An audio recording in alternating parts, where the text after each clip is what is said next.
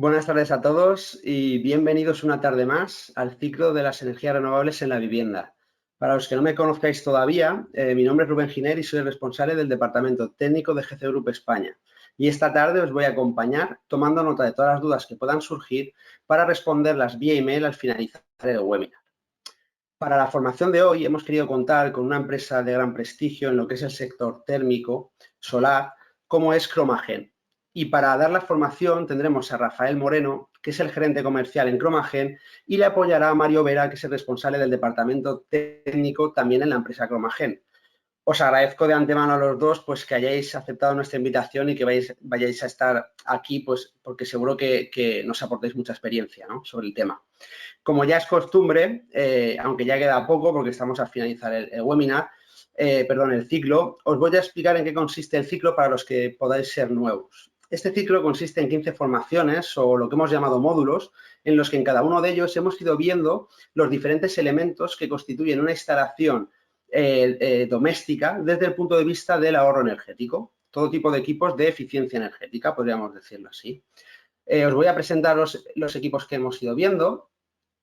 Inicialmente empezamos con la aerotermia como equipo generador y con el depósito de inercia o separador hidráulico, que son equipos muy importantes para este tipo de generadores. Posteriormente pasamos a las bombas circuladoras como elemento de distribución del fluido por toda la instalación. Luego hablamos de ya en la parte de distribución final, que serían los sistemas radiantes, que fue el suelo radiante. Hablamos de fan coils y también hablamos de radiadores de baja temperatura en dicha formación. Posteriormente entramos a hablar de los elementos auxiliares de las instalaciones, como el desfangador, válvulas de equilibrado, etc. Pasamos también a hablar de la ventilación. Pasamos también a hablar de la recuperación de calor, también que tiene mucho que ver con la ventilación. Hablamos de la regulación, de la fotovoltaica. La semana pasada hablamos de las tuberías preaisladas. Esta semana hablamos de solar térmica. La siguiente semana hablamos de tratamiento de agua. Posteriormente ya entraremos en la parte eléctrica, que sería iluminación, y finalizaremos el ciclo con el cargador del vehículo eléctrico. De esta manera, como veis, pues el que haya seguido las diferentes formaciones, pues tendrá, al finalizar el ciclo, pues tendrá una visión más general de lo que son todos estos equipos, ¿vale? Y sin más, bueno, pues quiero agradecer vuestra atención y cedo la palabra a Rafa. Pues buenas tardes. En primer lugar, agradecer a GC Group que nos haya invitado a participar en esta formación y agradecer a los asistentes que me están escuchando. La energía solar térmica es una tecnología que no es novedosa, que ya lleva varios años instalándose, y como desconozco el grado de formación que tiene la gente que nos está escuchando, he preparado una presentación clásica en la que veremos, en primer lugar, los componentes de la instalación y, en segundo lugar, haremos un repaso de los diferentes posibles esquemas que podemos ver en una instalación solar térmica.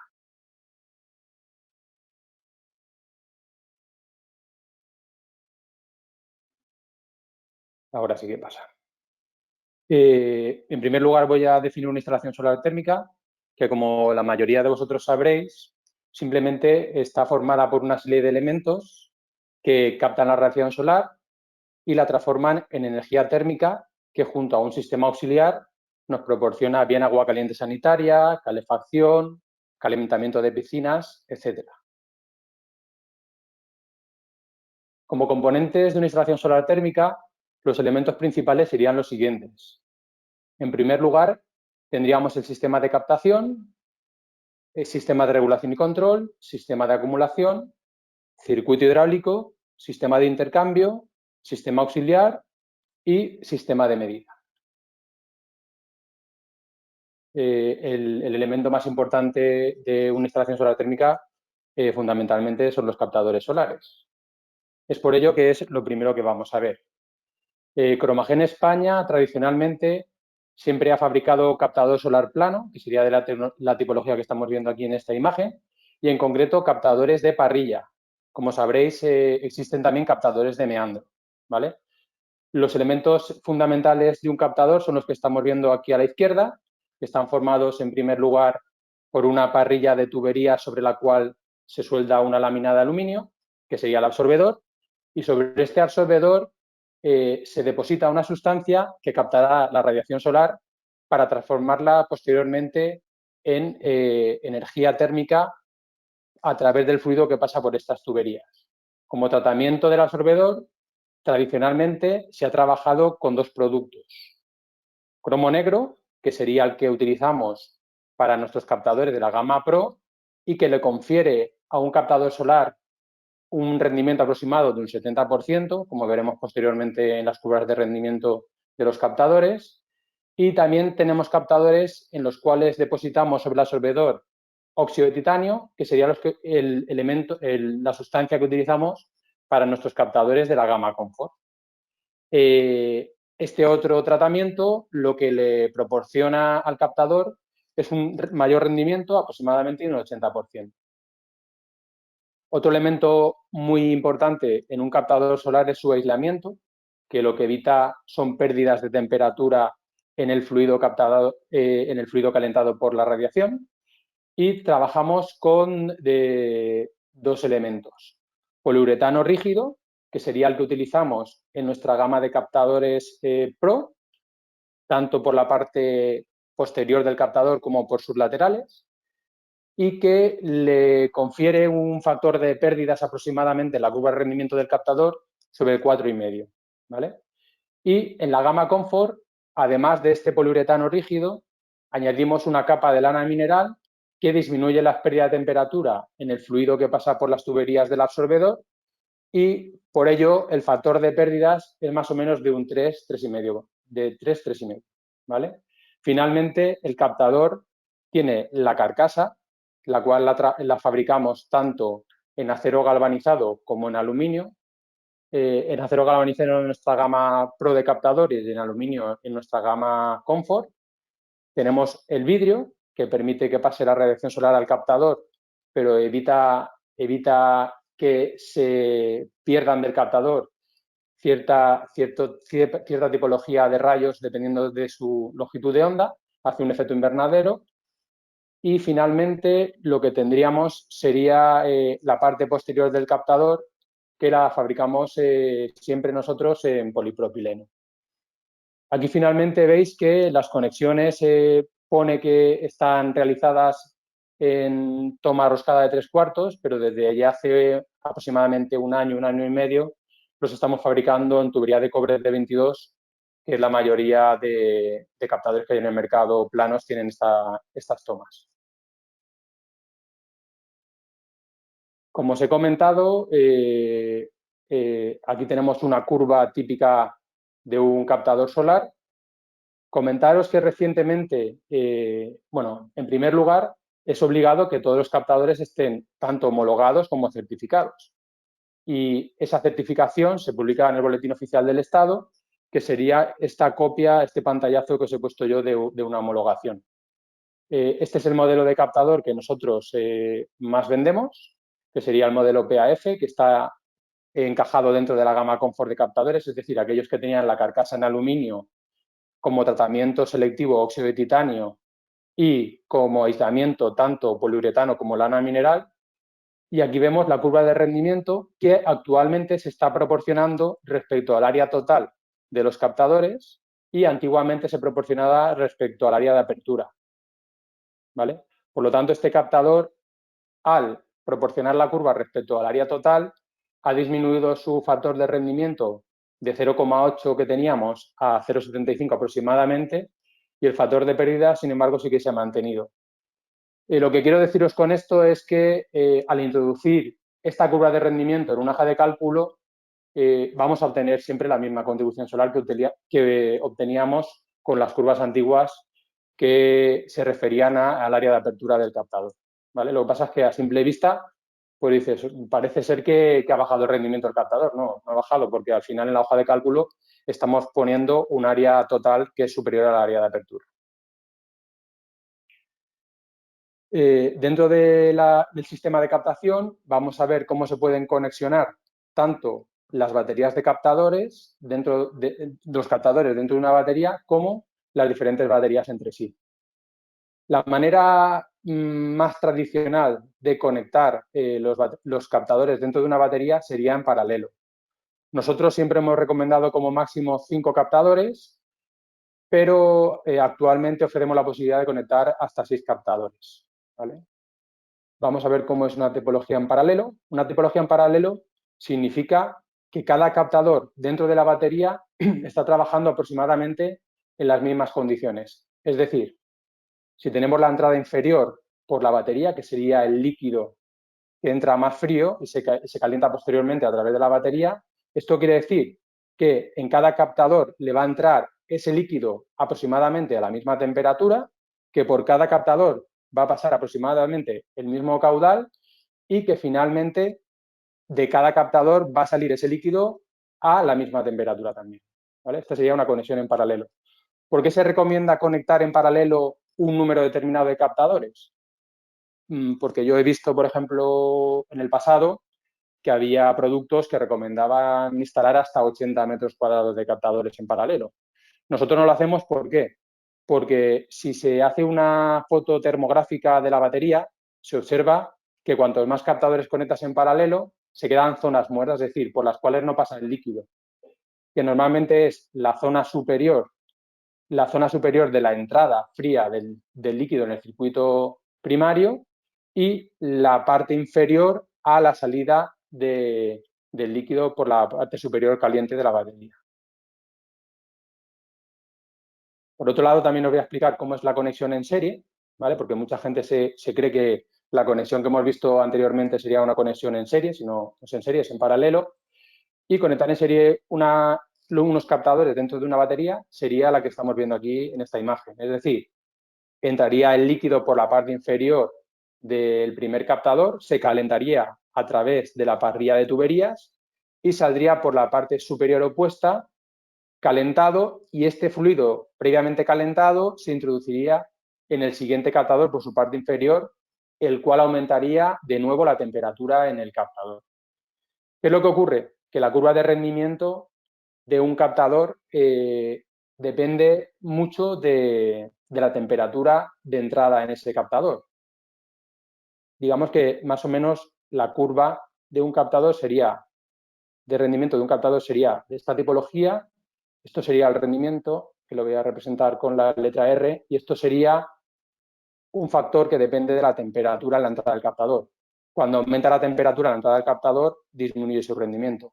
Es por este motivo y por la diferente radiación que hay a lo largo de toda España, que hay una limitación del número de captadores que se pueden conectar en serie, que es lo que pone aquí abajo, ¿vale? En concreto, en las zonas 4 y 5, que es donde mayoritariamente nosotros trabajamos, se limita a 6 metros cuadrados de captadores. ¿Qué quiere decir eso? Que como máximo puedes conectar 2 o 3 captadores, ¿vale? Y las baterías entre sí también se pueden conectar en paralelo, en serie o una combinación de la serie y paralelo, ¿vale? Por ejemplo, esta sería una conexión típica en paralelo de baterías de captadores. En concreto, aquí se ha dibujado las tuberías con un retorno invertido, que veremos más adelante, ¿vale? ¿Qué significa esta conexión? Que todas las baterías van a trabajar en las mismas condiciones. Es decir, a priori, en cada batería le va a entrar el líquido a la misma temperatura y a priori también va a salir de esa batería a la misma temperatura que en el resto de baterías, ¿vale? Esta sería una conexión en serie de baterías, es decir, dentro de la batería los paneles los tenemos conectados en paralelo y luego las baterías entre sí las conectamos en serie.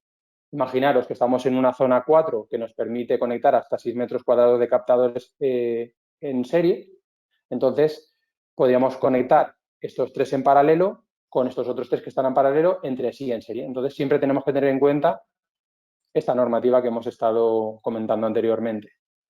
Aquí vemos el mapa de España con estas zonas que os he comentado, zona 5, zona 4, zona 3, zona 2 y 2, zona 1, coloreadas con diferente color según la radiación que recibe cada zona. Esto se ha visto modificado en los últimos tiempos en el código técnico porque, por ejemplo, Murcia actualmente es zona 5 y no es zona 4, pero no he encontrado en la bibliografía ningún mapa actualizado. Por eso os he puesto el mapa antiguo. ¿Vale? Y finalmente, también se puede hacer una conexión en serie paralelo en diferentes baterías. Esto es un poquito más extraño, pero bueno, también hay gente que opta por esta tipología de instalaciones. Sobre todo, la conexión en serie de captadores, yo opino que viene motivada por reducir el caudal que hay en una instalación y, por lo tanto, eso conlleva una reducción en diámetro de tuberías, pero, sin embargo, disminuye el rendimiento de los captadores y también aumentamos la temperatura del fluido. Por lo tanto, hay que saber qué es lo que estamos haciendo cuando estamos combinando conexiones en serie, en paralelo, para ver el resultado que vamos a tener.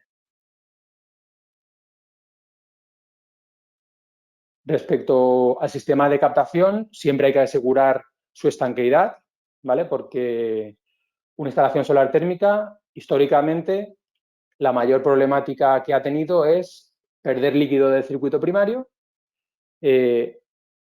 introducirse en ese circuito una cantidad elevada de aire y, por consecuencia, dejar de funcionar la instalación porque el grupo de bombeo no es capaz de mover el líquido en la instalación al haberse acumulado el aire en la parte alta de la instalación.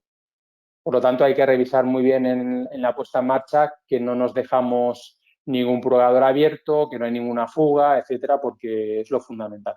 ¿Vale? Son sistemas presurizados. El sistema Drainback que veremos más adelante, pues es otra historia, pero hay que comprobar la estanqueidad de la instalación. ¿Vale? Y he utilizado el mismo esquema que hemos visto anteriormente porque siempre se recomienda más un equilibrado mediante retorno invertido que mediante válvulas de equilibrado. Yo opino que ambas tipologías de equilibrado son válidas. Aquí lo que vemos es que la tubería fría que viene del interacumulador de su serpentín o bien del intercambiador de placas externo, lo que se hace es que no se conecta directamente a las primeras baterías que encuentras, sino que se lleva dicha tubería hasta el final de la instalación, tanto como veis en este ramal como en este, con el objetivo de que al líquido le cueste lo mismo ir a cada una de las baterías. Normalmente el retorno invertido o el equilibrado hidráulico se hace en la tubería fría porque lo que queremos es tener las menores pérdidas posibles de temperatura en la tubería caliente, que es la que nos va a calentar nuestro volumen de agua. Aquí vemos una foto de una instalación que hicimos en su día si no me equivoco, en Molins de Rey. ¿Vale? Otro elemento del sistema de captación serían las estructuras, que para mí lo más importante es tanto asegurarnos que dichas estructuras están homologadas, ¿vale? Tienen que tener un certificado de conformidad y pues que entre unas baterías y otras, por ejemplo, no se arrojen sombras, etcétera, ¿vale? Aquí, por ejemplo, vemos una certificación de nuestras estructuras con su declaración de conformidad y lo que sí que tenemos que tener mucho en cuenta es que si no vamos a anclar la estructura directamente al edificio y vamos a utilizar contrapesos, según la zona eólica, según la zona eólica en la que nos encontremos, deberemos calcular los contrapesos a poner en dicha estructura.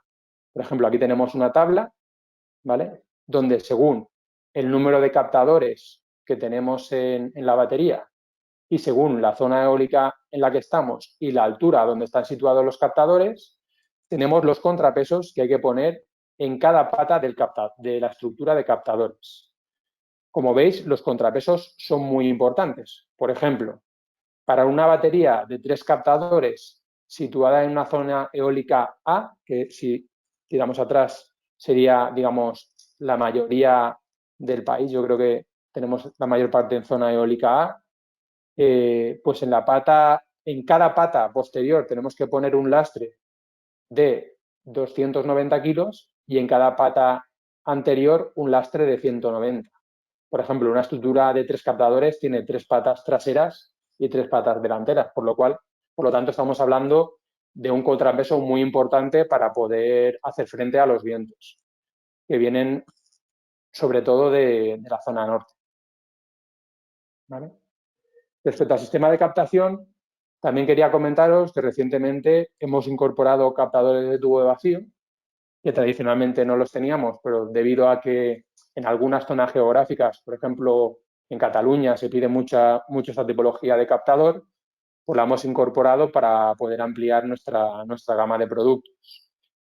En concreto, estamos trabajando con captadores que tienen tecnología heat pipe, que calientan el líquido que pasa por el colector superior a través del bulbo, y por dentro de dicha tubería de cada tubo hay un alcohol que sube y baja según las diferencias de temperatura.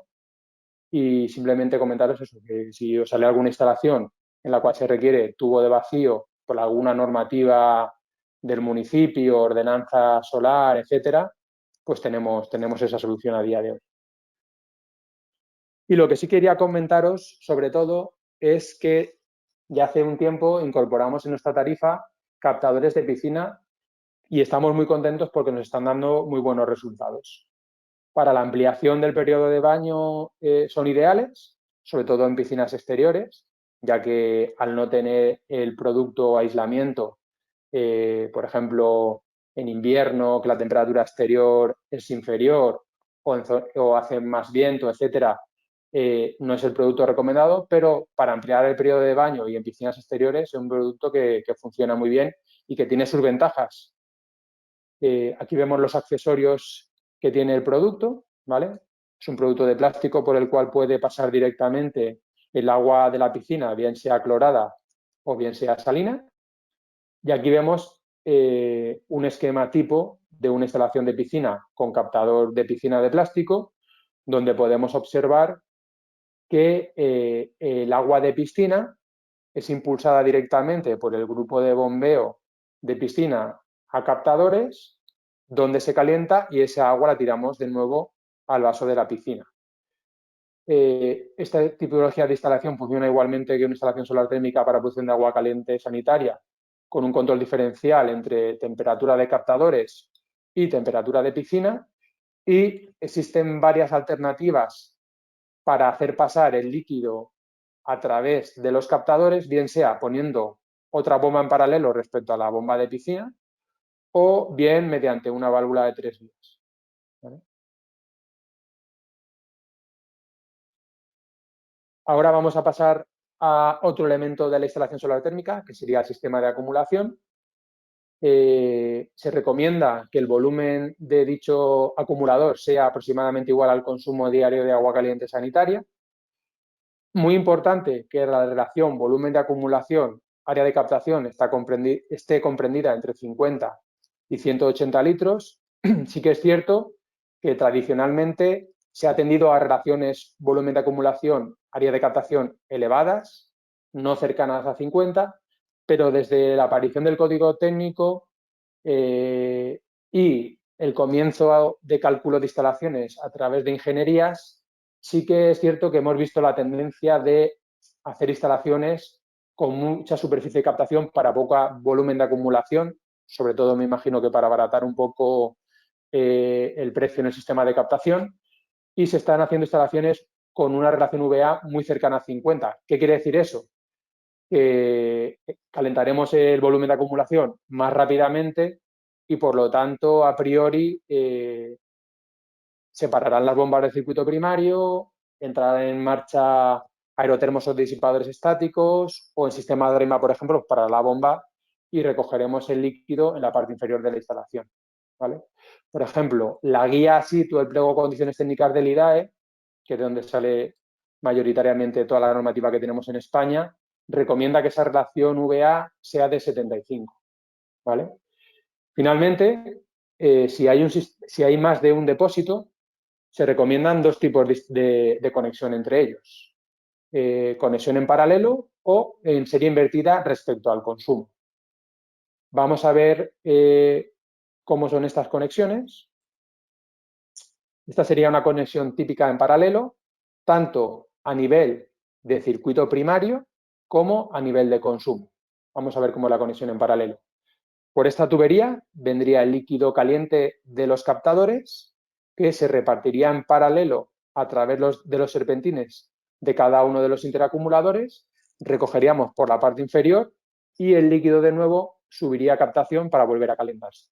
Recordemos que esta bomba siempre se pone en marcha mediante un control diferencial entre temperatura de captadores y temperatura de acumulación. Cuando los acumuladores están conectados en paralelo, significa que a una altura determinada, a priori, el líquido, el agua sanitaria en su interior o el agua de inercia, si fuera para una calefacción o para otra tipología de aplicación, debe estar a la misma temperatura, ¿vale? Si vemos, en este caso, el consumo también lo tenemos en paralelo. Tenemos la entrada de agua fría de red, que reparte equitativamente entre los dos acumuladores por su parte inferior, y el consumo saldría por la parte superior de ambos acumuladores, donde unificaríamos mediante una T e iríamos al consumo, ¿vale? Esta es, digamos que esta es la tipología de conexión de acumuladores que más se pueden observar en las instalaciones. Yo, por lo menos, es la que más realizo. Sin embargo, leyendo diferente bibliografía, lo que vemos es que se recomienda más la conexión en serie. ¿Por qué se recomienda más la conexión en serie? Se recomienda más porque lo que conseguimos a efectos prácticos es un acumulador de una altura mayor. Ahora veremos qué quiere decir eso. Una conexión en serie invertida respecto al consumo sería la siguiente. Por aquí vendría el fluido caliente de captadores, calentaría el primer acumulador, ¿vale? Si vemos después la salida hacia consumo sale de este primer acumulador que está siendo calentado en primer lugar por captadores, ¿vale? Después este fluido caliente pasaría al segundo acumulador a una menor temperatura, que es donde entra el agua fría, ¿vale? Si vemos, están conectados en serie invertida respecto al consumo. La conexión es en serie invertida, ¿vale? Como en acumulación lo que se prima es la estratificación, este acumulador estaría más caliente que este, que quiere decir que sería como superponer este segundo acumulador, por ejemplo, aquí abajo, y tendríamos una estratificación de temperaturas más vertical, que es lo que se recomienda para estratificar bien la temperatura dentro del acumulador.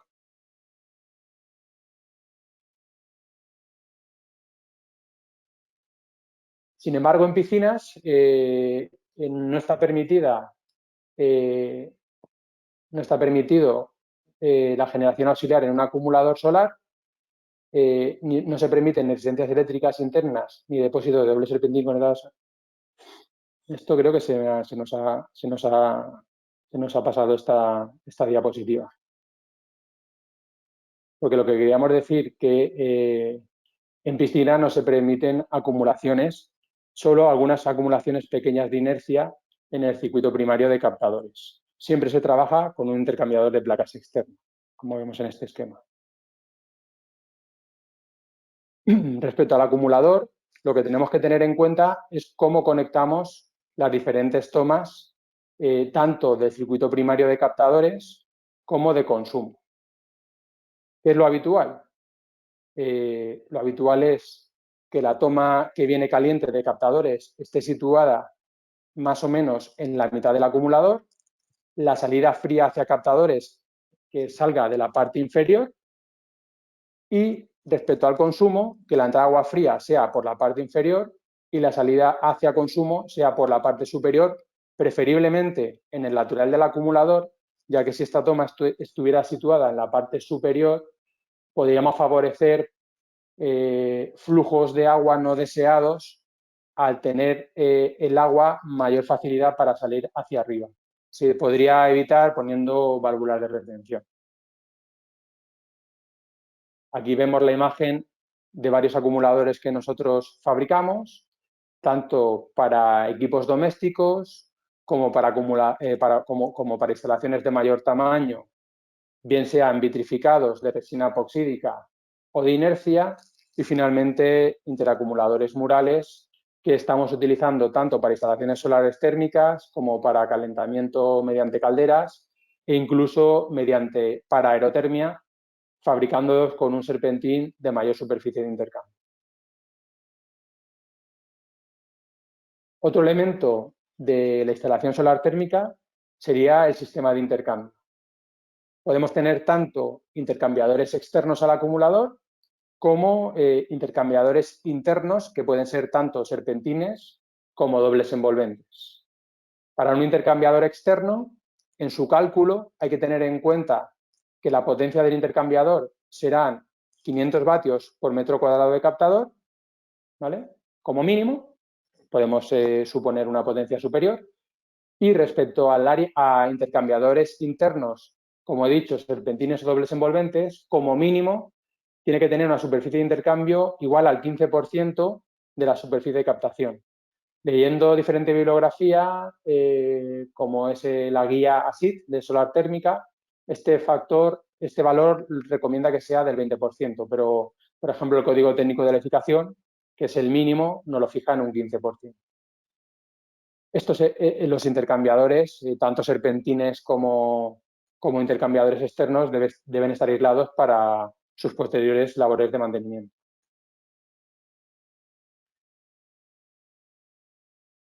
Vamos a pasar ahora a hablar del circuito hidráulico, de las tuberías de la instalación. El caudal de un captador solar normalmente lo fija el fabricante e incluso lo pone en los ensayos para que posteriormente cualquier persona que quiera diseñar una instalación utilice ese caudal que es el que se ha utilizado en el ensayo del producto. Si no dispusiéramos de ese valor, los valores recomendados están comprendidos entre 43,2 litros por hora y 72 litros por hora por cada metro cuadrado de superficie de captación. Como os he comentado anteriormente, los captadores se pueden conectar dentro de una batería y entre baterías, tanto en serie como en paralelo.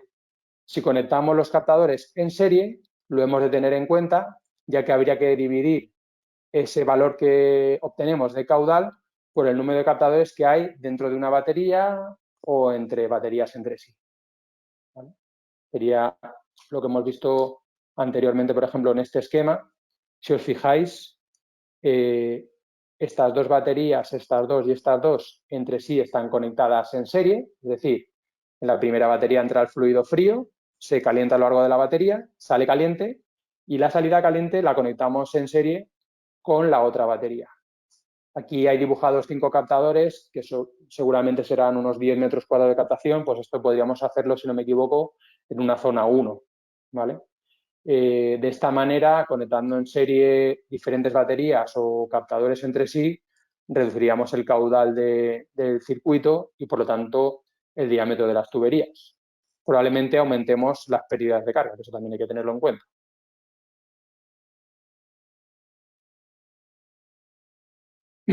Respecto a las tuberías, simplemente tener en cuenta que actualmente por normativa está obligado que sean de cobre o de acero inoxidable. En alguna bibliografía también he visto que se pueden realizar en acero negro, pero que yo sepa, nuestra normativa vigente solo nos permite acero inoxidable y cobre. Se recomienda que tengan el recorrido más corto posible, evitando codos y pérdidas de carga innecesarias. Y los tramos horizontales deben tener una pendiente mínima del 1% para favorecer la circulación del fluido dentro de ellas. Y el aislamiento que vaya a la intemperie debe ir protegido y dejar las menos zonas visibles para tener las menores pérdidas térmicas posibles en dichas tuberías. Otro elemento del circuito hidráulico serían las bombas de circulación. Cuando exista una bomba de circulación, la caída de presión debe mantenerse razonablemente baja. Es decir, tendremos que poner el diámetro de tuberías idóneo para que esa bomba trabaje con las menores pérdidas de carga posibles. Siempre que sea posible, dichas bombas se montarán en la zona fría de la instalación, es decir, una vez hayan intercambiado el calor procedente de los captadores, ya bien sea en un intercambiador de placas externo o en un serpentino doble envolvente de un interacumulador. Y si tenemos más de 50 metros cuadrados de captación, por normativa es obligado a poner una bomba doble o 2 bombas simples que trabajen de forma alternada.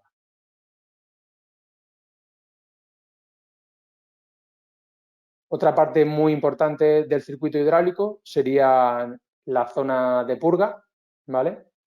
Siempre se ha recomendado utilizar botellines de desaire, que sería lo que estamos viendo en esta imagen, aunque yo por lo menos es lo que menos he visto en las instalaciones. Sí que es cierto que en la zona de Andalucía, donde se lleva más años realizando instalaciones solares térmicas, podemos ver muchos botellines de desaire, pero en el resto de España, que se empezaron a realizar instalaciones térmicas básicamente a partir de ordenanzas municipales solares o a través del Código Técnico de Edificación, vemos que lo que más se instalan son purgadores, bien sea automáticos o automáticos que pueden tener un cierre manual, ¿vale?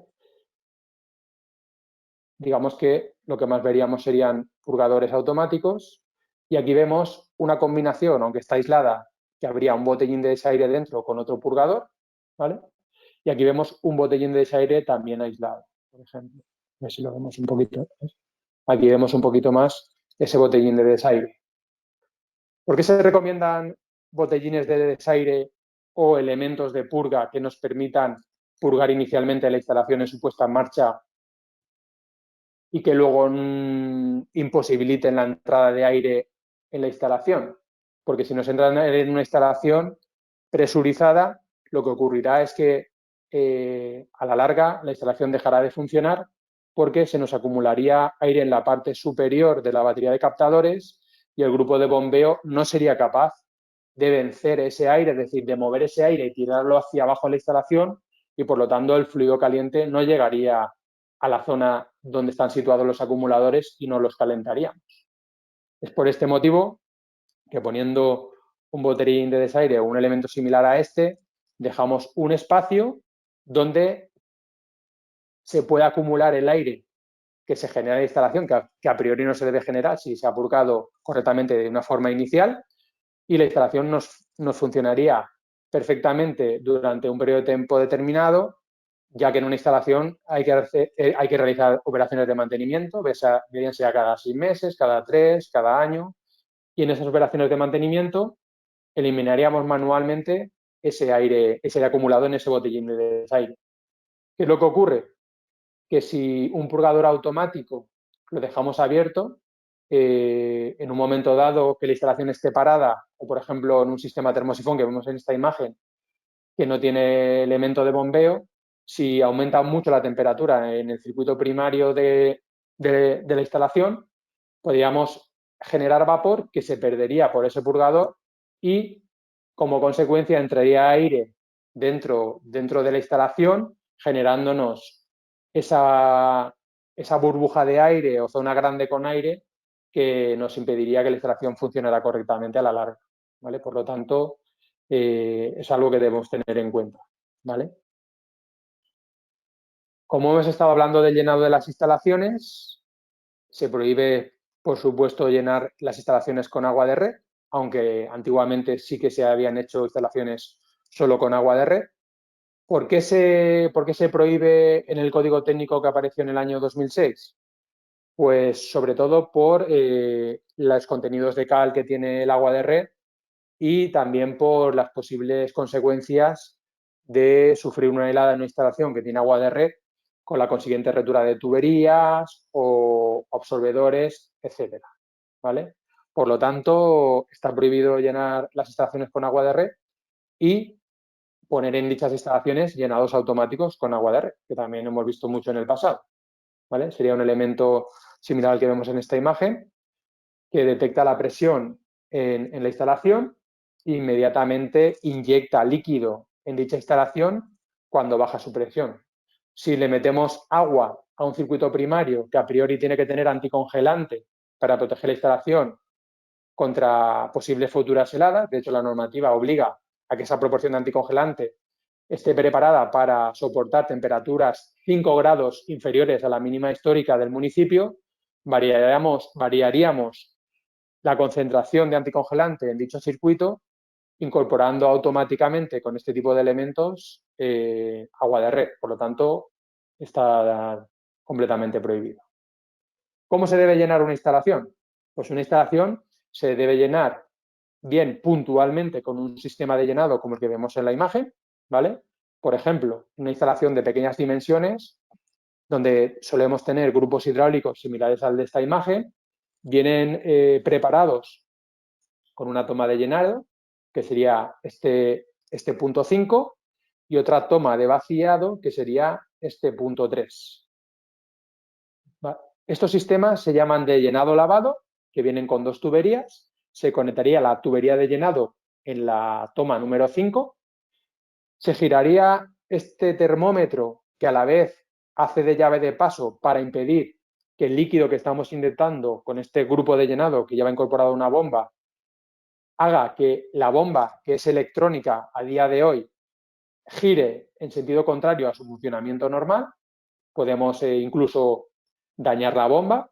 Entonces cerraríamos este termómetro, se llenaría de líquido a la instalación hacia captadores, ¿vale?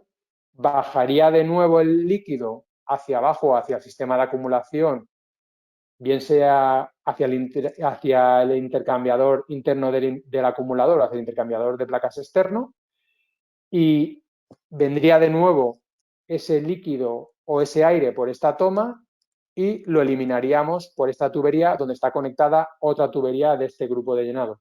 Lo ideal es dejarlo conectado X minutos, más bien nosotros normalmente lo dejamos 15-20 minutos, que vaya limpiando y llenando la instalación, y transcurrido ese tiempo cerramos esta toma, presurizamos, y una vez vemos el valor correcto que nosotros queremos en la instalación, sabiendo a qué altura están situados los captadores respecto a este manómetro. Recordemos que una instalación solar térmica debe tener una presión mínima de 1,5 kg en frío en la zona de captadores. Entonces, tengamos en cuenta que cada 10 metros de diferencia de altura es 1 kg de presión por la columna de agua que tiene encima. Entonces, deberíamos tenerlo en cuenta para presurizar correctamente la instalación a través de su manómetro situado en el grupo hidráulico. Por ejemplo, si tenemos los captadores situados 20 metros por encima de este manómetro, serían 2 kilos de presión más el 1,5 kg que tiene que tener el sistema de captación en frío, pues tendríamos que marcar una presión de 3,5 kilos. La otra posibilidad es dejar un grupo de llenado automático fijo en la instalación, y cuando detecte que baja la presión en el circuito con el presostato que lleva incorporado, pues incorpora directamente líquido en la instalación previamente mezclado con la proporción correcta de anticongelante. Está prohibido que exista la posibilidad de incorporar directamente o de forma automática agua de red que nos variara el porcentaje de anticongelante en este depósito. En un circuito hidráulico también es muy importante el vaso de expansión, al tratarse de un circuito cerrado, ¿vale? Los vasos de expansión preferentemente se conectarán en la aspiración del grupo hidráulico, aunque la mayoría de grupos hidráulicos ya vienen con una toma específica para conectar dicho vaso de expansión. Por ejemplo, en este grupo hidráulico que estamos viendo anteriormente, pues se conectaría en esta toma de aquí, ¿vale? Que es lo que estamos viendo en esta imagen, ¿vale? Respecto al cálculo del vaso de expansión, no voy a entrar porque hay diferentes fórmulas para calcular los vasos de expansión. Todas ellas tienen en cuenta el volumen del circuito primario, la temperatura mínima y máxima del circuito y también las presiones mínimas y máximas. Yo, aplicando todas estas fórmulas, he llegado a la conclusión que más o menos el volumen del vaso de expansión debe ser de unos 25 litros por cada 5 captadores que haya en la instalación. Esto es una norma general que veo que se aplica que funciona normalmente, pero claro, deberíamos tener en cuenta la longitud del circuito primario, porque si hubiera mucha tramada de tuberías, posiblemente el volumen del vaso de expansión debería ser superior. Otro elemento importante del circuito hidráulico serían los sistemas de disipación, los cuales antiguamente la verdad es que no se ponían prácticamente. También es cierto que, como os he mencionado anteriormente, las relaciones volumen de acumulación, área de captación, tenían un valor superior, es decir, había menos captadores para un mismo volumen de acumulación, y a día de hoy la tendencia es poner más captadores para ese mismo volumen de acumulación. Como consecuencia, los acumuladores alcanzan mayores temperaturas o se calientan antes y tenemos que poner medidas de disipación en la instalación para, en los sistemas presurizados, perder líquido de dicho circuito. ¿Cómo se pierde el líquido del circuito? Bien sea mediante aerotermos, que sería lo que estamos viendo en esta imagen, que en combinación con la centralita de control, una vez el acumulador haya alcanzado una temperatura máxima fijada, que normalmente son 60, 70, 80 grados, y la temperatura de captadores supere un valor determinado, que yo normalmente establezco en unos 95 grados, entraría en funcionamiento este aerotermo para bajar al menos 5 grados la temperatura en ese circuito primario respecto a la máxima fijada en la centralita de control, y separaría de nuevo la instalación para dejar que volviera a subir de temperatura. El cálculo de este aerotermo habitualmente se hace teniendo en cuenta la superficie de captación y multiplicando por 0,7 kilovatios por metro cuadrado de captador. Otra alternativa al disipador dinámico o aerotermo sería un disipador estático, que sería lo que estamos viendo en esta imagen. Existen varios modelos en el mercado, bien situados por la parte superior o bien situados en el lateral del captador.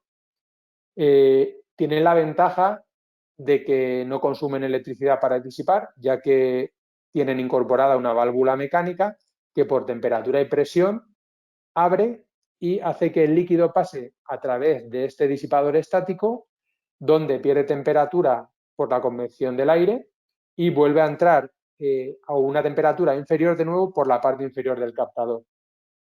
Yo recomiendo en instalaciones grandes siempre poner aerotermos en sistemas forzados presurizados, y en equipos domésticos, sobre todo en termosifones, donde no hay una bomba que pueda ejercer presión sobre esta válvula, poner disipadores estáticos si fuera necesario. ¿Por qué? Porque a la larga sabemos que todos estos elementos de una instalación pues tienden a estropearse, sobre todo si tenemos una bomba muy potente que está continuamente presionando la válvula y haciéndola que se fuerce, ¿vale? Una alternativa a un sistema de disipación sería lo que veremos más adelante, que son los sistemas dryback, en los cuales parte de la instalación en su puesta en marcha la dejamos llena de aire, que sería la parte alta de la instalación, y la parte inferior de la instalación la dejamos llena de líquido. Se deja llena de aire la zona que está al exterior del edificio, la cual puede sufrir heladas, ¿vale? Y también nos protege la instalación contra sobretemperaturas.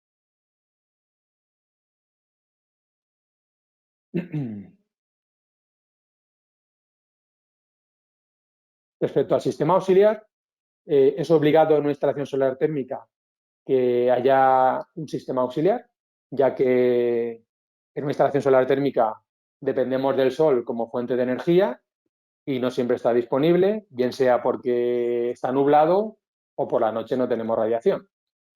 Por lo tanto, siempre es obligatorio, si vamos a realizar una instalación nueva, de acuerdo con el código técnico, porque nos tienen que proporcionar, por ejemplo, una célula de habitabilidad, pues tener en cuenta que el sistema auxiliar es obligatorio, ¿vale? ¿Qué tipos de conexiones hay del sistema auxiliar respecto a la instalación solar? Estaría la conexión en paralelo, que sería esta tipología de instalación. Tenemos, por ejemplo, respecto al consumo, que entraría el agua fría, se repartiría en paralelo, bien sea al sistema solar o bien sea al auxiliar, y de ambos sistemas, tanto del sistema solar como del sistema auxiliar, puede ir al consumo. ¿Qué es lo que ocurre? Este tipo de conexión del sistema auxiliar respecto al solar es válido para todo tipo de sistemas auxiliares, bien sea caldera, termoeléctrico, calentador no modulante, etcétera, pero es imprescindible realizar una maniobra. Es decir, lo normal es que aquí hubiera una válvula de corte, ¿vale? Tenemos por aquí una válvula una válvula de corte. Aquí habría otra válvula de corte. Y lo que quiero decir es que o bien utilizaríamos este sistema o bien este. En verano podríamos funcionar directamente o dependiendo de la zona geográfica del sistema solar, prescindiendo del auxiliar. Y en otras épocas del año pues tendríamos que tirar en momentos dados del día del sistema auxiliar. ¿Qué es lo que ocurre? Que al ser imprescindible realizar una maniobra y también haber desperdicio de energía porque tenemos caliente tanto el solar como el auxiliar, es un sistema que está totalmente desaconsejado. Vamos a ir para atrás porque se nos ha saltado la diapositiva. Exacto. Lo que se recomienda es la instalación en serie del sistema auxiliar respecto al solar, que sería lo que vemos en este esquema. Solo hay que realizar maniobras en caso de avería. Tenemos un mayor aprovechamiento energético porque calentamos o calentamos totalmente o precalentamos el agua en el acumulador solar. Esta agua pasa al auxiliar, que normalmente debe ser con acumulación o si no es con acumulación debe ser modulante en potencia, y el sistema auxiliar nos va a proporcionar la temperatura que deseamos en consumo si no nos la ha proporcionado ya el sistema solar, que puede ser que ya nos la proporcione. ¿Vale? Es muy importante en las instalaciones calculadas a medida el sistema de control. ¿Vale? ¿Cómo funciona un sistema de control? Hace ponerse en marcha la bomba del circuito primario por diferencia de temperaturas entre captador y acumulador. Normalmente se establece que esa diferencia de temperaturas debe ser de un valor aproximado de 6 o 7 grados y la parada de la bomba debe ser por una diferencia de temperaturas entre captadores y acumulación más o menos comprendida entre 2 y 4 grados. Por ejemplo, el producto que nosotros tenemos establece por defecto que la diferencial de conexión son 6 grados y el diferencial de desconexión son 4, pero cada instalación es un mundo. Si tengo una zona de captación muy alejada de donde tengo la acumulación, lo lógico es establecer un diferencial de conexión más elevado que 6 grados, ya que hasta que nos llegue el líquido calentado en captadores hasta la zona de acumulación, puede ser que ya se haya enfriado el líquido que tenemos ahora mismo en captadores. Por lo tanto, hay que aumentar ese diferencial para que no se pare la bomba sin haber llegado el líquido caliente a la acumulación.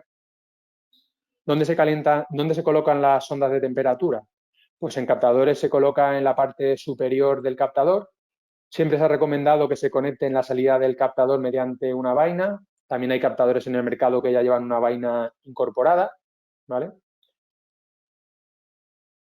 Y en los acumuladores se recomienda que se sitúe en la parte inferior, libre de influencias de la zona de entrada o en el intercambiador, ¿vale?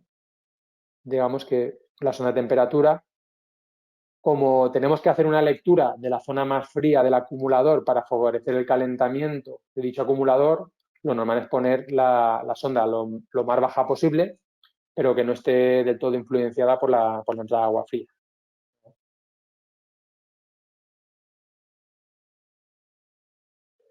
Aquí vemos, por ejemplo, el esquema típico que aparece en los manuales de nuestras centralitas de control.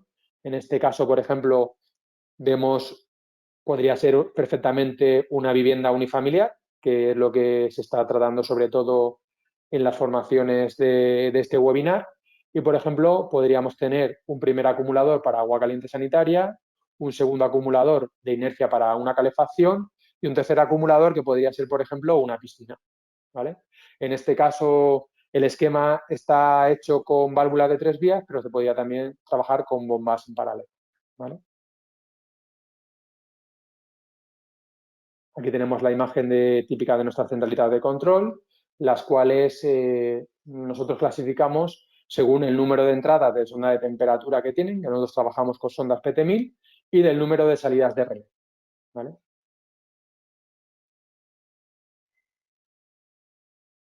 Cuando una instalación solar térmica tiene una superficie útil superior a 20 metros cuadrados, es obligatorio poner un sistema de medida, es decir, un contador. ¿Qué es lo que ocurre? Que habitualmente estamos acostumbrados a ver estos contadores. Esto en este caso sería un caudalímetro que nosotros asociamos a las centralitas de control que hemos visto anteriormente y contabilizando el caudal que pasa por ese circuito y midiendo la diferencia de temperaturas entre la zona caliente y la zona fría, tenemos la energía producida por ese circuito, digamos. ¿Qué es lo que ocurre? Que, como se estaba comentando, estamos acostumbrados a verlos en los circuitos primarios de captadores. Sin embargo, donde se deberían poner sería en el consumo, porque lo que queremos, el objetivo del sistema de medida es contabilizar la energía solar producida y acumulada, no la que nos producen los captadores, porque eso realmente no es energía que tienes directamente para el consumo. Por lo tanto, esto sí que tenemos que tenerlo en cuenta porque habitualmente no se realiza correctamente. Pues ya hemos visto los elementos principales de una instalación solar térmica y seguidamente vamos a pasar a ver diferentes tipologías de instalaciones que creo que puede ser que sea lo que más os interese. Pero era imprescindible ver los elementos de una instalación para poder comprender bien los esquemas de dichas instalaciones. En primer lugar, ofrecemos sistemas prefabricados, que son conjuntos de elementos que han sido ensayados como un todo en un banco de ensayo y esos datos del ensayo han sido proporcionados al Estado para que le proporcione una homologación a dicho producto y pueda venderse como un producto en sí, no como una instalación, ¿vale? Para que sepáis, todas las homologaciones, tanto de captadores como de equipos, aparecen en el boletín oficial del Estado. Por lo tanto, podéis entrar y verlas. También es cierto que los últimos programas de cálculo que se están imponiendo en el mercado, bien sea en toda España el CAT-EST, diseñado en combinación de ASIC con el IDAE y con el Ministerio, y en Cataluña el programa CATEST, que es como el Check 4, pero más específico para Cataluña, también tienen en cuenta estos ensayos y homologaciones de los equipos y cuando queramos justificar energéticamente dicha instalación, en vez de optar por hacerla por elementos, como sería con el captador, podemos optar por seleccionar el equipo en concreto que queremos utilizar en dicha obra nueva, ¿vale? ¿Por qué os estoy comentando esto? Porque es muy importante, por ejemplo, la superficie de intercambio que tiene un acumulador para ver el rendimiento que tiene el equipo. No solo es importante que el captador tenga unas características técnicas buenas, sino que también es muy importante que toda esa energía que estamos produciendo en el captador sea transferida al acumulador a través de su doble envolvente o de su serpentín. Aquí os he puesto una clasificación, digamos, típica y del pasado de los equipos clasificados en sistemas directos y sistemas indirectos, pero a día de hoy, como todos sabréis, están prohibidos instalar sistemas directos, que son aquellos en los cuales el agua de consumo pasa directamente por las tuberías del captador solar, es calentada y a la vez almacenada en el acumulador y consumida. ¿Por qué os comento esto? Porque en los últimos años estamos observando que se están instalando algunos sistemas directos, los cuales, sorprendentemente, se están ensayando y se les está proporcionando una homologación. Pero que esté homologado no quiere decir que se pueda instalar, porque si es un sistema directo, está prohibido por normativa y no se debería proporcionar a esa vivienda, la célula de habitabilidad. Me refiero sobre todo a esos captadores que habremos visto que son más gruesos y tienen unas tuberías de mayor diámetro en su interior, en las cuales se acumula el agua sanitaria y posteriormente es directamente consumida, ¿vale? También voy a hacer una clasificación dentro de los sistemas de circulación forzada en forzados presurizados y forzados Drayman. Dentro de los equipos de circulación termosifón, como os he comentado, no termosifón, sino tanto forzados como termosifones, que serían sistemas prefabricados, deben estar homologados, y aquí estamos viendo una imagen típica de una homologación donde se nos proporciona una contraseña del sistema solar térmico correspondiente. Por ejemplo, podemos ir directamente aquí y ver ese número de contraseña y que está asociado a un modelo en concreto de equipo, ¿vale? Recordar lo que hemos visto hace un instante. Si no tiene sistema de intercambio, sería un sistema directo, que está totalmente prohibido a día de hoy, aunque se han instalado mucho en el pasado. Están prohibidos, como os he comentado al inicio, por tema de problemas de cal y por riesgos de heladas, ¿vale? Y desde el año 2006 es obligado fabricar productos indirectos, bien sea con un serpentín dentro del interacumulador o con una doble envolvente. Nosotros, en Cromagen, también clasificamos los equipos termosifones de perfil alto cuando tienen el acumulador situado en la parte superior del captador y de perfil bajo cuando lo tienen situado en la parte posterior. ¿Cómo funciona un sistema termosifón? Pues un sistema termosifón funciona por el principio del termosifón, que quiere decir que un fluido, cuando se calienta, disminuye su densidad. Al disminuir su densidad, lo que estamos favoreciendo es que ascienda por los capilares del captador, entre dentro del intercambiador de dicho interacumulador, bien sea serpentino o doble envolvente, donde se enfriará, bajará su temperatura. Esto sería al contrario, ahí dentro del interacumulador bajará su temperatura y aumentará su densidad, y por lo tanto bajará por el otro ramal frío de nuevo a la entrada del captador, donde será de nuevo calentado, bajará su densidad y ascenderá por dicho captador y realizará este circuito varias veces a lo largo de un día, ¿vale?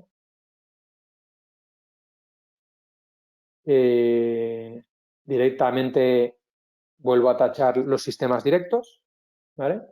Sí que es cierto que eran sistemas más económicos porque tenían menor valvulería, más fiables y eficientes porque no había un sistema de intercambio donde perdiéramos temperatura, ¿vale? Pero, sin embargo, a largo plazo han dado muchos problemas por temas de heladas y de cal. Por lo tanto, tenemos que ir siempre a sistemas indirectos, que aumenta un poco el coste y también el tiempo que dedicamos a instalarlos porque tienen mayor valvulería, pero se puede instalar en cualquier zona geográfica sin tener en cuenta la calidad del agua ni el riesgo de heladas, ¿vale? Sistemas directos y sistemas indirectos. La clasificación que nosotros hacemos entre perfil alto y perfil bajo, tendríamos, lo fabricábamos tanto para depósitos indirectos como directos. Aún vendemos algún repuesto a día de hoy de acumuladores directos para instalaciones realizadas antes del año 2006 o que se realizan fuera de normativa, ¿vale? Y sí que es cierto que un perfil alto tiene un montaje más sencillo porque tiene menor valvulería, pero tiene un mayor impacto visual. Sin embargo, un sistema directo tiene mejor estética, pero tiene un mayor tiempo de montaje al tener más elementos en la instalación que permitan situar el acumulador en esa posición dentro del equipo, oculto detrás del captador. Aquí vemos los volúmenes de nuestros equipos y la recomendación según el número de personas de la vivienda. ¿Vale? Vemos una imagen típica de un perfil bajo nuestro, que la mayoría de los que hay instalados son de nuestra marca, y un perfil alto en una cubierta inclinada. A continuación, vamos a pasar a los sistemas de circulación forzada, en los cuales hay un elemento que es la bomba, que es la que, al estar separado el captador o los captadores respecto a donde está situada la zona de acumulación, se requiere esa bomba para permitir la circulación del fluido a lo largo de todo ese circuito cerrado, ¿vale? Vamos a ver tanto los presurizados como los dry back.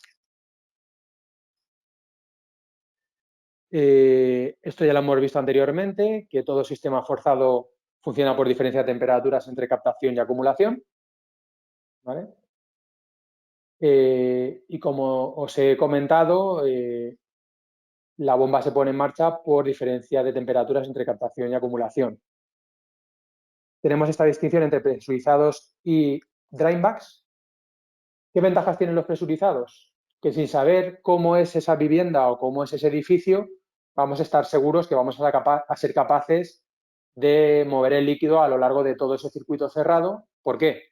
Porque es un circuito cerrado, presurizado y no tiene aire. Por lo tanto, hayan sifones o haya mucha longitud de tuberías, siempre vamos a ser capaces de que ese equipo funcione perfectamente sin conocer al detalle las características del edificio.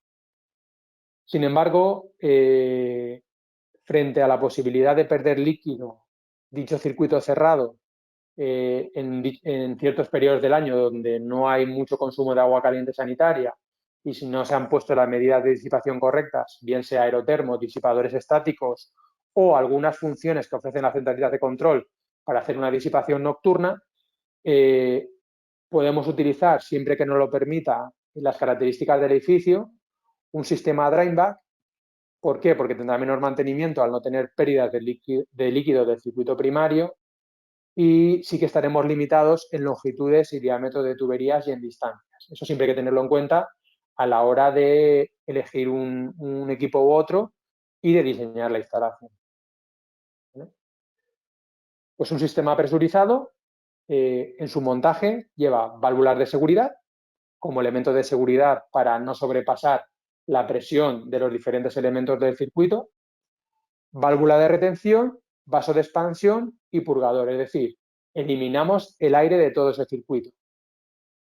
La bomba, que normalmente se monta en sistemas presurizados, es de pequeñas dimensiones, porque lo único que tiene que hacer es mover líquido dentro del circuito, no tiene que mover aire. Y como hemos comentado antes, no suelen haber limitaciones de distancia y alturas entre captador y acumulador.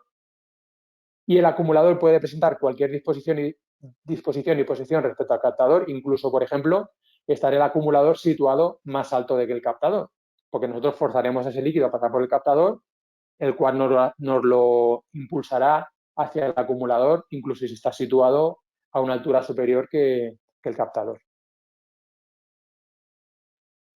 Sin embargo, los sistemas drainback son más delicados de instalar y de dimensionar, ya que vamos a tener en ese circuito primario cerrado tanto aire como líquido, ¿vale?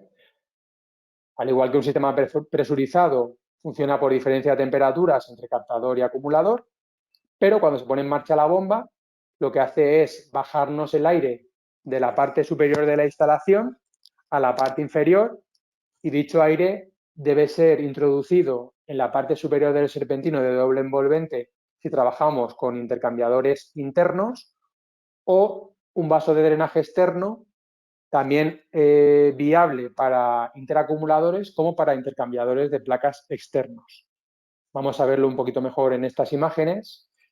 Esta sería una tipología típica de un sistema drainback en la cual estamos trabajando con un vaso de drenaje externo, ¿vale? También se puede trabajar con un serpentín especial que permite la acumulación del aire en la parte superior de dicho serpentín o con una doble envolvente, que sería más o menos, sería tener una doble camisa dentro de este acumulador donde almacenaríamos el aire en la parte superior de dicha doble envolvente. En la puesta en marcha, sí, correcto, en la puesta inicial en funcionamiento del sistema, llenaremos de líquido la instalación hasta cierto nivel, ¿vale? Y la parte exterior al edificio estará llena de aire. Cuando se ponga en marcha este grupo de bombeo por diferencia de temperaturas entre zona alta de captador y zona media-baja del interacumulador, dicha bomba lo que hará es el aire que teníamos, el líquido que tenemos en la parte inferior lo impulsa por el ramal frío hacia captadores y por lo tanto el aire que tenemos en esta zona lo impulsa hacia la parte inferior de la instalación. Dicho aire debe quedar introducido en la parte superior del vaso de drenaje o, como también os he comentado, en la parte superior de ese serpentino doble envolvente con el objetivo de que la bomba nunca trabaje con aire, ¿vale?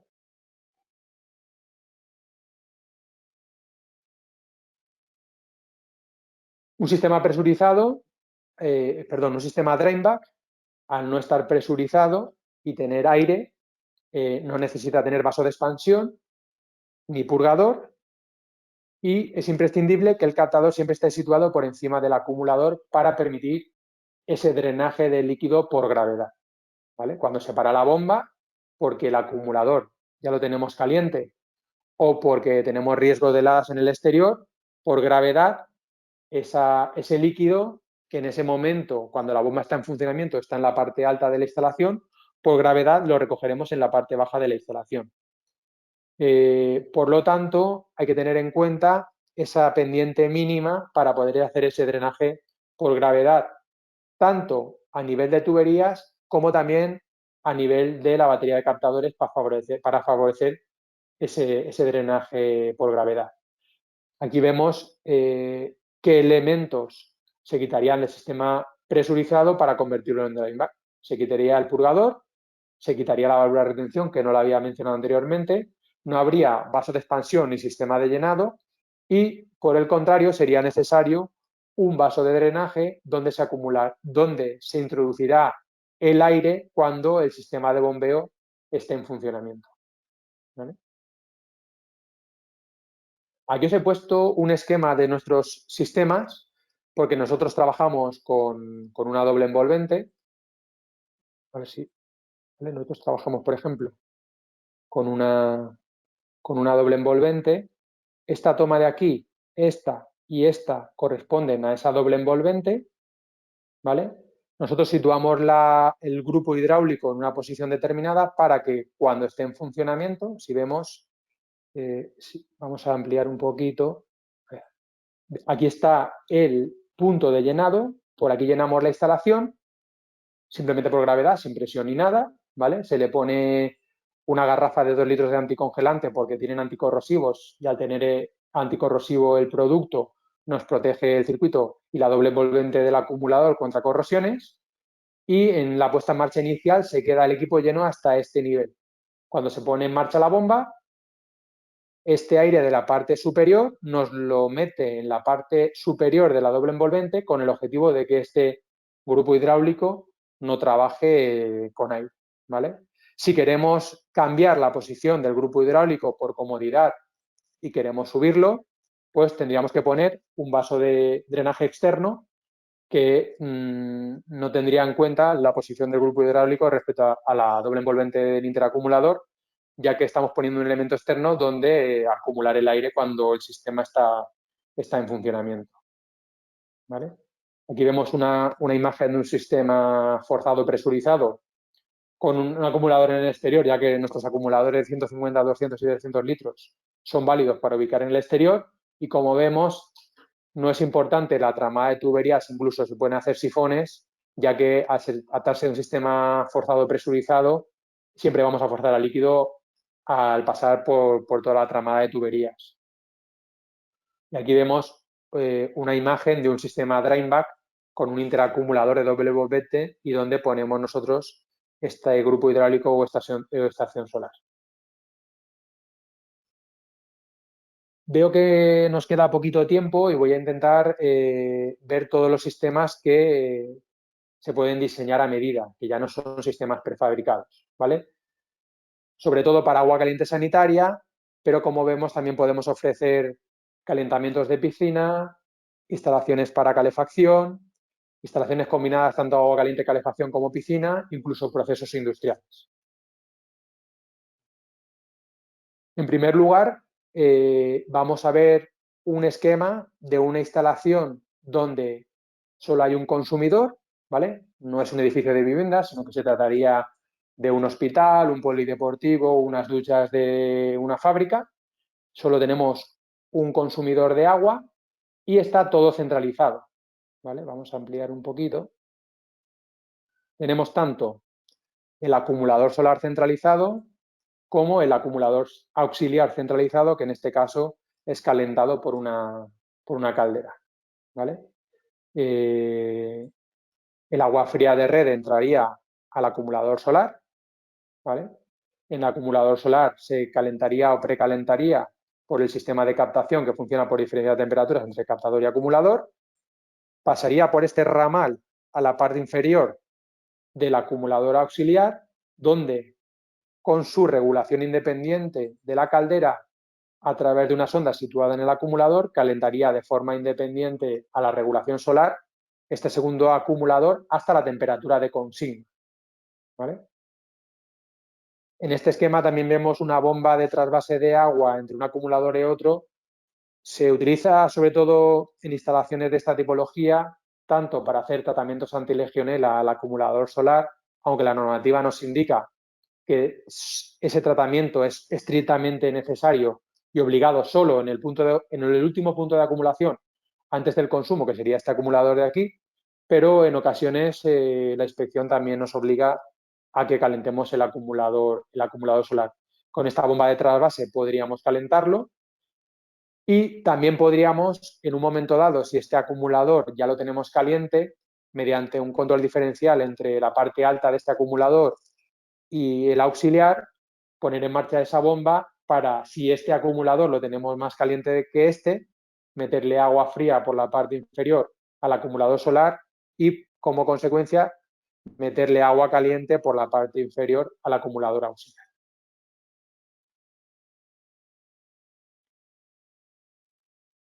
Anteriormente, el consumo era centralizado, como os he comentado, y ahora es un consumo distribuido, es decir, sería, por ejemplo, un edificio de viviendas, ¿vale? Tenemos el acumulador solar centralizado y el acumulador auxiliar también centralizado, en este ejemplo, mediante una resistencia, pero lo habitual es que sea con una caldera, una bomba de calor, etcétera. En el edificio se realiza una tramada de tuberías para mantener el anillo caliente mediante una bomba de recirculación sanitaria y sí que es, en principio, recomendable o incluso obligatorio poner contadores. En este caso sería suficiente que fueran de agua caliente sanitaria, porque al ser el sistema auxiliar centralizado a todas las viviendas le va a llegar el agua a la misma temperatura y que nos permitan repartir de forma interna en el edificio los consumos de agua caliente sanitaria de los diferentes consumidores. Este sería también un esquema de instalación con un consumo distribuido, es decir, de un edificio de viviendas, pero en este caso el sistema auxiliar ya no es centralizado, sino que es distribuido. En esta tipología de instalación sí que es recomendable poner un contador de energía, ¿vale? Como lo vemos aquí, porque en este caso el agua no va a llegar a la misma temperatura a todas las viviendas, ya que dependerá del momento del día y del grado de consumo que haya en el edificio. Por lo tanto, sí que tiene más sentido poner un contador de energía en vez de un contador de agua caliente. Aquí vemos una imagen del sistema de captación con captadores horizontales en este caso, para que tengan un menor impacto visual. Tenemos el sistema de bombeo con su correspondiente vaso de expansión y tenemos tanto el solar centralizado como el auxiliar también centralizado, calentado con una caldera, ¿vale? Y también vemos esta bomba de trasvase que hemos visto antes entre uno y otro, que en este caso se puso para calentar mayor volumen de agua en un momento puntual donde no haya mucho consumo con el sistema de captación que había instalado.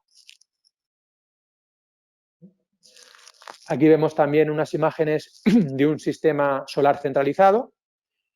Con el auxiliar centralizado tenemos el sistema de captación. En este caso ya no se trata de una instalación solar presurizada, sino que se trata de una instalación solar drainback. Vemos el vaso de drenaje, el cual está situado a una mayor altura que la bomba del grupo hidráulico. Lo que estamos viendo en esta imagen, posteriormente se puso una caja estanca para que no sufriera las adversidades meteorológicas. Se puso tanto el grupo hidráulico como el vaso de drenaje en cubierta para no tener que vencer la diferencia de alturas que había entre el sistema de acumulación, que estaba situado, si no recuerdo mal, 15 o 20 metros por debajo del sistema de captación. Y aquí vemos, en este caso, no es un acumulador sanitario, sino que es un acumulador de inercia. Vemos el intercambiador de placas externo, por aquí vendrían las tuberías del primario, que calentarían a través de este intercambiador y de esta segunda bomba este acumulador de inercia, y posteriormente se sacaría esta temperatura de inercia por esta tubería para un intercambiador de placas externo, donde en este caso se calentaría al paso, ¿vale? Entraría el agua fría de red, la calentaríamos o precalentaríamos en este intercambiador de placas externo, ¿vale? Y posteriormente el agua precalentada iría a un sistema auxiliar, que sería por esta tubería, que es esta que tenemos aquí, iría a este sistema auxiliar donde terminaría de calentar el agua y la lanzaría por esta tubería hacia el consumo, que esta tubería es la que estamos viendo aquí, que va a los diferentes puntos de consumo del edificio, que en este campo, si no recuerdo, que en este caso, si no recuerdo mal, era un campo de golf, ¿vale? Otra imagen de un sistema solar centralizado con un auxiliar centralizado. Aquí se pueden ver las pendientes, un poquito exageradas en este caso, que se han dejado en las tuberías para permitir el drenaje del líquido de la parte alta de la instalación una vez se pare el grupo de bombeo, ¿vale? Vemos aquí las pendientes. Una vez se pare este grupo de bombeo, recogeremos el líquido en la parte de la instalación baja, que digamos que sería de este nivel hacia abajo, y la parte alta de la instalación la tendríamos llena de aire, ¿vale? Aquí tenemos un solar centralizado y con el auxiliar distribuido en este caso, que serían termos eléctricos, donde pondríamos contadores de agua caliente o de energía para poder distribuir los consumos por vivienda, y finalmente vemos una imagen de una válvula mezcladora para proteger a los usuarios frente a quemaduras, ¿vale? Vamos a pasar rápidamente a una instalación distribuida, ya no sería centralizada, sino que tenemos diferentes puntos de consumo, sin inercia y sin acumulación. Vamos a ampliar para verlo bien. Aquí lo que vemos es que directamente desde captadores vamos a los diferentes interacumuladores de las viviendas, ¿vale? No tenemos ni intercambiador de placas externo, ni tenemos interacumulador. Tenemos en la vivienda tanto el interacumulador como el sistema auxiliar. Voy a pasar rápido porque si no, no nos va a dar tiempo a verlo, ¿vale? Tenemos en la vivienda tanto el sistema solar, el acumulador solar, como el sistema auxiliar. Este sería igual al caso anterior, pero en este caso tenemos un intercambiador de placas externo para no tener que hacer un primario tan largo y no tener que ponerle anticongelante a la totalidad de la instalación. Simplemente el objetivo es no tener que poner anticongelante en toda la instalación, solo ponemos anticongelante en este circuito pequeño primario, ¿vale? Aquí se ve, aunque la imagen no es muy estética, podemos ver todos los elementos que estábamos viendo.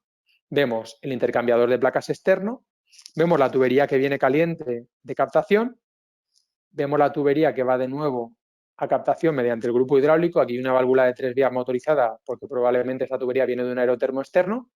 Y aquí vemos el grupo hidráulico de ese circuito secundario cerrado que nos va a impulsar el calor intercambiado en este intercambiador de placas externo a los serpentines de cada interacumulador de vivienda. Aquí tenemos el sistema solar, el acumulador solar y el acumulador auxiliar. Dentro de las instalaciones con consumo distribuido, también podemos poner un acumulador de inercia entre zona de captación y zona de acumulación de vivienda, con el objetivo tanto de poder reducir a nivel de cálculos el volumen que ponemos en vivienda del acumulador solar para que nos coja en la vivienda tanto el solar como el auxiliar, o bien por otra tipología de criterios, porque como hemos visto durante el tiempo, estos últimos años se nos ha permitido aplicar la resistencia eléctrica directamente en este acumulador solar, ya que a nivel de cálculo nos permiten hacer la justificación con el acumulador de inercia y podremos eliminar este sistema auxiliar, ¿vale?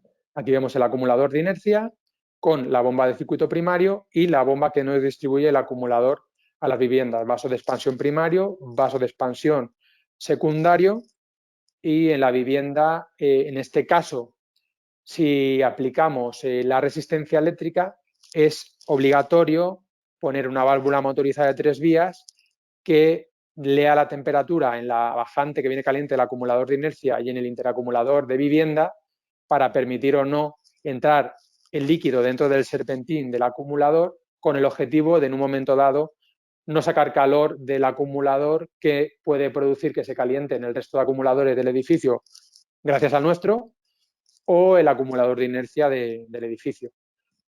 Esta imagen de aquí es mucho más estética, tiene lo mismo que vemos aquí, pero todo lo tenemos oculto en el falso techo de la galería. ¿Vale? Aquí vemos el esquema de lo que estábamos comentando. Temperatura en la bajante, sonda de temperatura en la bajante, sonda de temperatura en el interacumulador y válvula de 3 vías motorizada que nos permite que el líquido entre en el serpentín o nos hace un bypass para que no entre. ¿Vale? Vemos la imagen de una instalación con la acumulación distribuida. Y en este caso lo que vamos a ver también es una instalación con acumulación centralizada, pero en vivienda, en vez de tener un interacumulador, tenemos un intercambiador de placas externo. Por ejemplo, en la zona de Cataluña es la tipología de instalación que más se nos han demandado a nivel de edificio de viviendas. ¿Vale? Calentamos esta inercia con los captadores y el calor de esta inercia lo tiramos hacia los intercambiadores de vivienda, donde precalentamos el agua para su posterior calentamiento final a través del sistema auxiliar y su consumo. ¿Vale?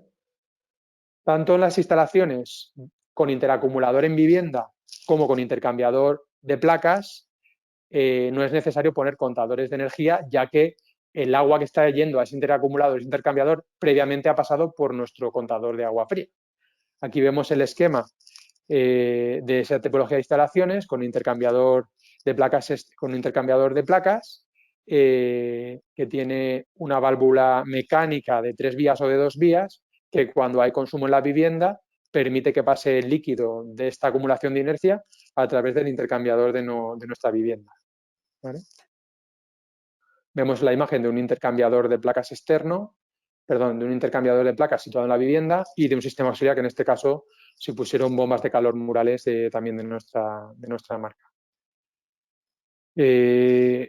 Simplemente comentaros por el tiempo en el que estamos que también podemos calentar piscinas, ya bien sea con captadores solares planos, tubos de vacío o, como últimamente estamos haciendo en mayor medida, con captadores de plástico que permiten pasar directamente el agua de la piscina, bien sea clorada o salina, a través del captador, con las ventajas que ello supone.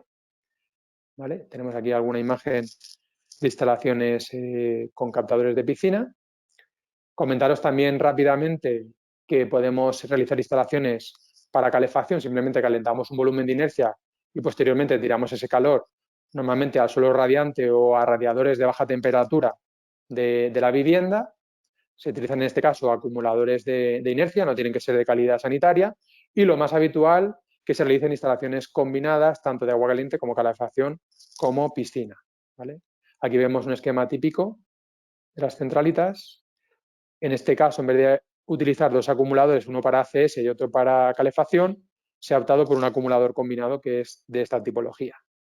¿Vale? Igual, aquí tenemos el interacumulador combi. En este caso, en esta instalación, por no vivienda unifamiliar, se pusieron 9 captadores de nuestro modelo PAF con este esquema de línea que calentaban este acumulador, que es un acumulador combinado, es decir, tiene un apartado superior para agua caliente sanitaria y luego un volumen de inercia alrededor, y mediante esta válvula de 3 vías, una vez este volumen estaba calentado, pasaba a calentar la piscina a través de un intercambiador tubular de titanio externo. Y en este caso se optó por poner una bomba en paralelo a la bomba preexistente del sistema de depuración para independizar el funcionamiento de una instalación y otra. ¿Vale? Y finalmente también comentaros que históricamente hemos calculado y ejecutado instalaciones solares para procesos industriales. Por ejemplo, lavaderos de coches sería una opción.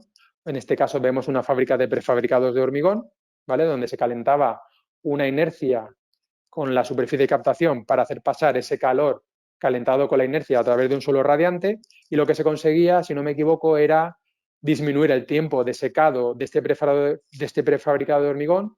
Si no me equivoco, era una semana, pues se secaba en 3 días, por ejemplo. ¿Vale? Aquí vemos, por ejemplo, una fábrica de piensos, que también tenía un sistema de captación. Simplemente eso, comentaros que se puede calcular cualquier tipo de proceso industrial que necesite calor en su proceso. Y finalmente, quería comentaros que en la nueva tarifa 2021 van a aparecer ya algunos productos que hemos estado vendiendo en los últimos años, como son bombas de calor o aerotermias para producción de agua caliente sanitaria, bien sean murales, como el que estamos viendo en esta imagen, como de suelo, o de mayores dimensiones para calentar mayores volúmenes de agua. Por ejemplo, aquí tenemos una de 55 kilovatios que calentaba un volumen de acumulación, si no recuerdo mal, de 4.000 litros para un proceso industrial. ¿Vale? Y también hemos incorporado la gama fotovoltaica, y si alguien necesita algún dimensionado de una instalación, pues estamos a su disposición, tal y cual lo hemos hecho en los últimos años para solar térmica. Simplemente daros las gracias por haber estado presentes en esta formación, y lamento un poco haber ido deprisa en la última parte, que si queréis en un futuro podemos centrar solo la formación en tipologías de instalaciones. Me gustaría dar paso a Rubén. ¿Qué tal, Rafa? Muchas gracias. Te tomo la palabra porque sí que haremos una formación específica en lo que has comentado, porque lo he visto muy, muy interesante y entiendo que a todos los instaladores que hayan podido estar, pues también les parecerá interesante que profundicemos más en este tema. Yo solo quería darte las gracias por la formación, porque ha estado muy bien, la verdad. Agradecer a Cromagen también la participación y, bueno, y también agradecer pues, a todos los asistentes a esta jornada. Sin más, bueno, despido el webinar agradeciendo a todos la asistencia y nos vemos en el próximo curso. Gracias, Rafa. Hasta luego. Gracias, Rubén. Nos vemos. Hasta luego.